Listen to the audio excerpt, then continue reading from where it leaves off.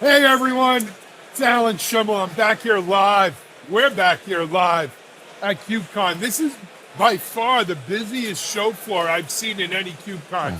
I know there's 13,000 people, and I think they're all right here. Yeah. Luckily, the magic of technology, you're hearing us and seeing us, I hope.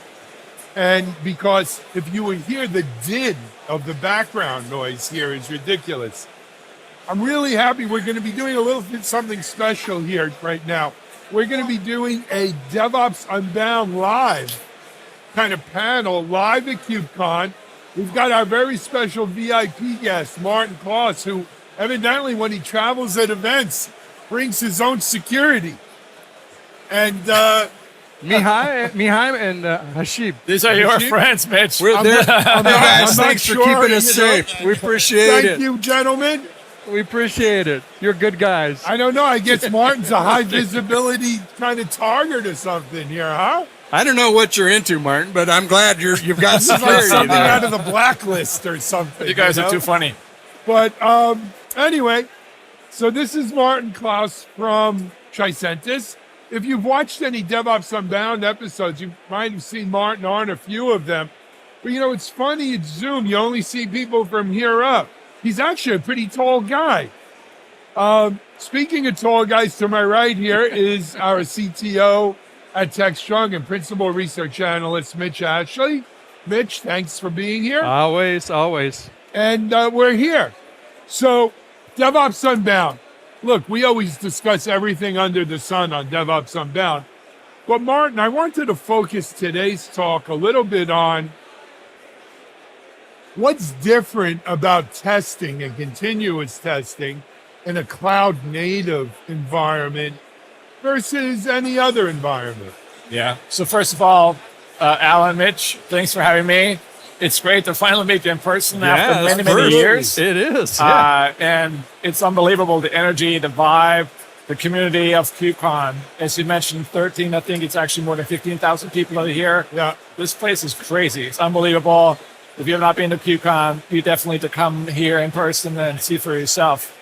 But coming back to your question, what's different? So I've been in Cloud Native for a long time. I've worked at Red Hat. I've worked in OpenShift and containers and Kubernetes. But Kubernetes is still in at 0.9.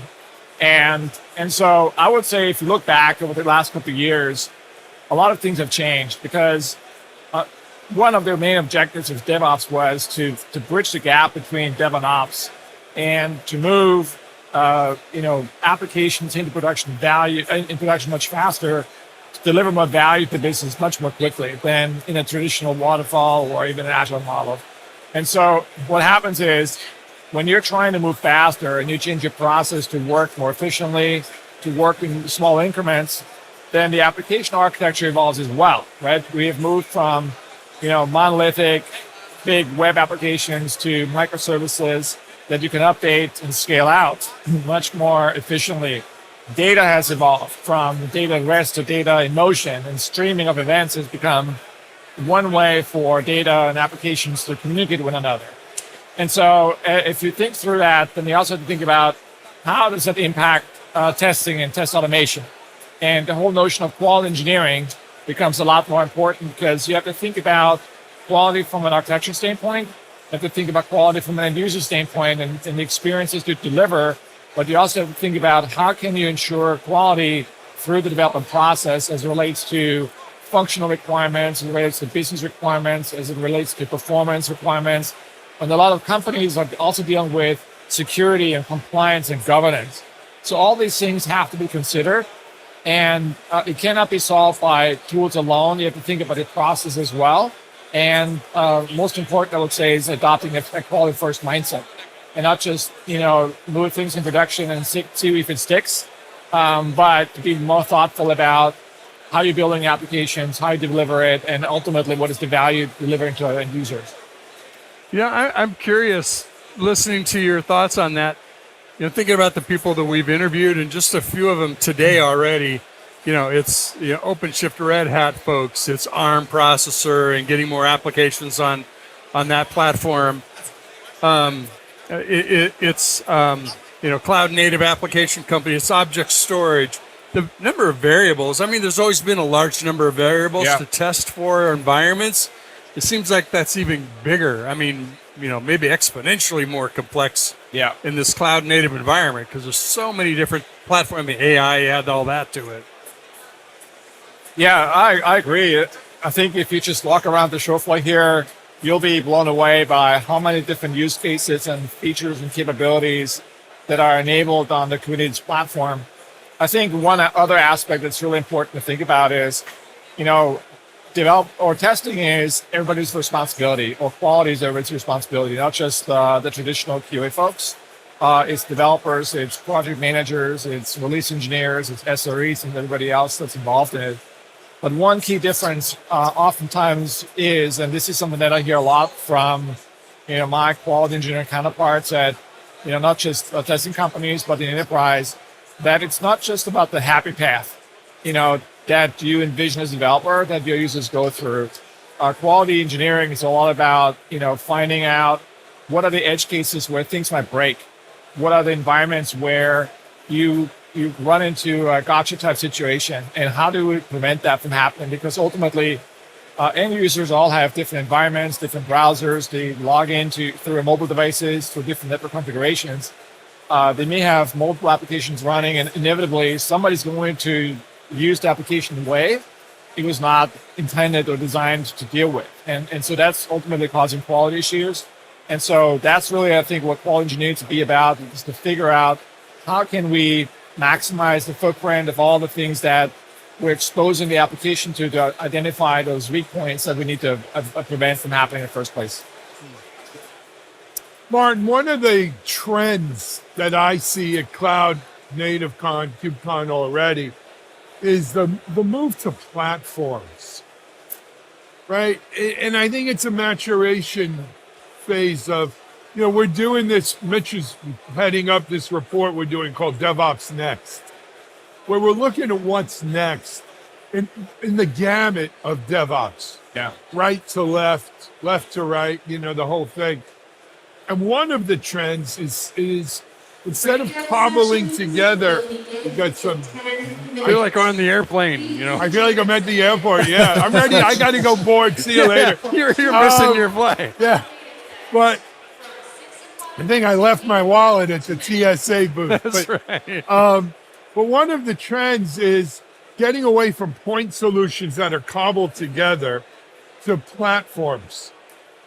And almost like the Russian nested dolls, platforms of platforms. So you can have a continuous testing platform like a Tricentis, and that has a complete suite of tests optimized for a cloud native environment, for what you're doing.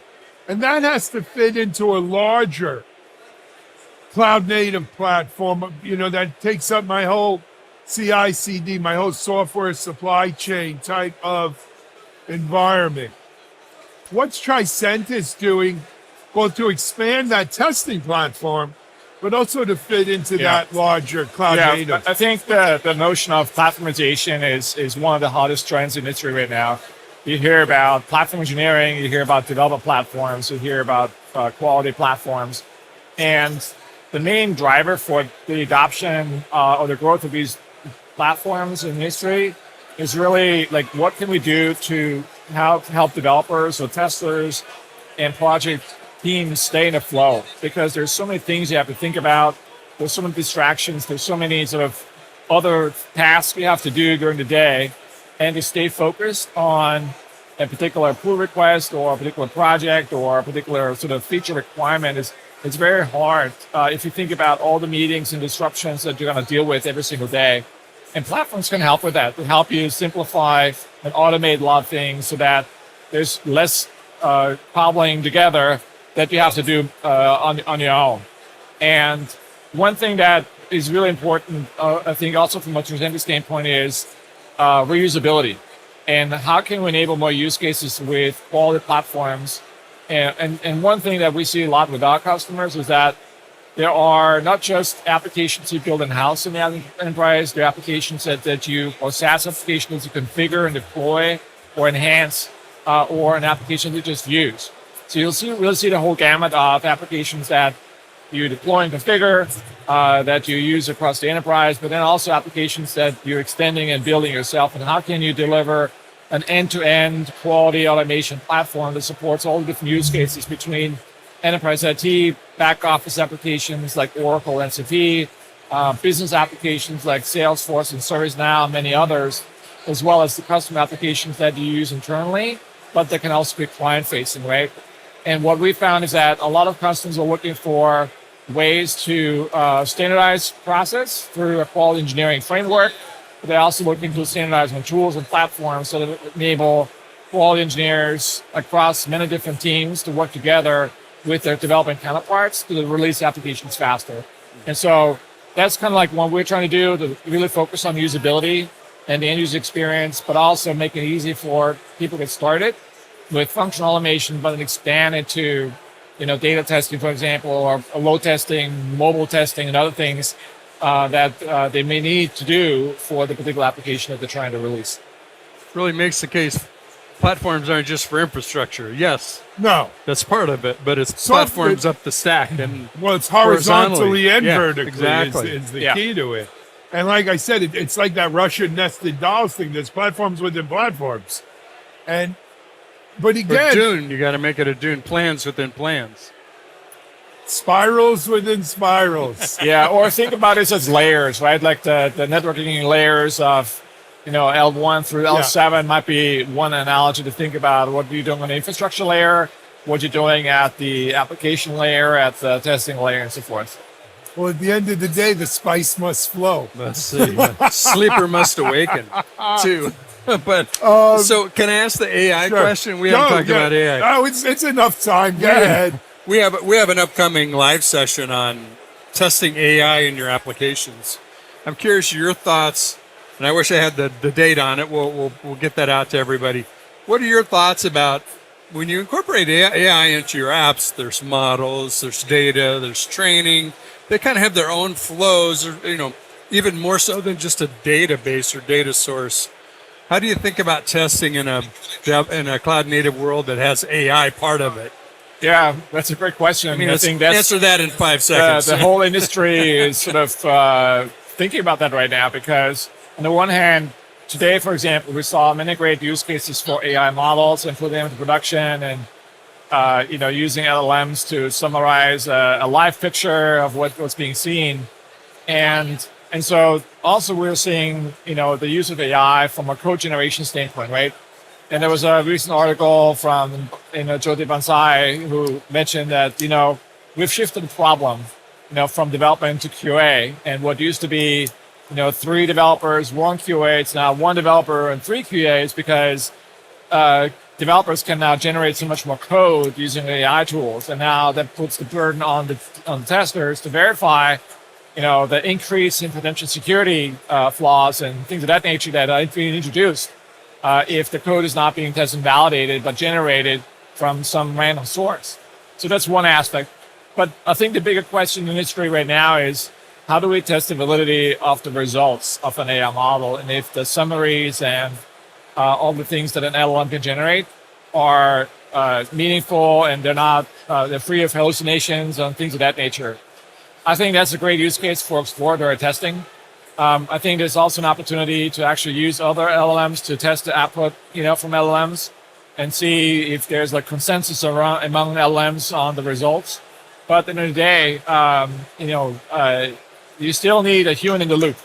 We're not at this point yet where the human is completely eliminated from the dev cycle. And as the technology matures, I'm sure there's going to be more opportunity for automation to test AI. But for now, I would say we're still very much in sort of the good old, exploratory testing, being able to trace back to the data, how the LLMs came up with certain results. But, that is still sort of like the big problem for an industry to crack. Makes sense. No doubt. I mean, we could stay here and talk cloud native and AI and Well, everyone QA else here and is. testing. Actually, AI was the star of the keynotes today, too. Yeah, that's is what everyone we was heard. saying. Anyway, hey, Martin, I want to thank you for stopping by. I can't believe you came all the way to Paris just to do a cloud Yeah, native. for this to one do session. This is a great. DevOps Unbound Yeah. thing with us. That's That was commitment. nice of That's you. commitment. Yep. But seriously, thanks to you and Thanks for having me. Tricentis as always. We're going to be back to our regular schedule of DevOps Unbound, I guess when we get back in another week or two. But until then, we'll be here live all week covering what's going on at KubeCon. Many thanks to Martin Klaus and Tricentis, Mitchell Ashley, and Alan Shimel. You're watching TechStrong TV.